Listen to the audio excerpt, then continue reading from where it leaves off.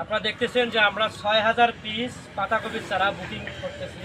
দেখতেছেন এই পাতাকপির চারাগুলো ঢাকায় পাঠানো হবে এবং আমরা বাস্কের মধ্যে লোড করতেছি। আমরা এগুলো ঢাকায় পৌঁছে দেবো ইনশাআল্লাহ।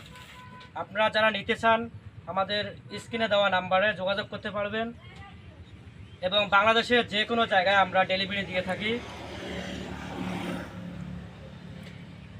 সুস্থ সবল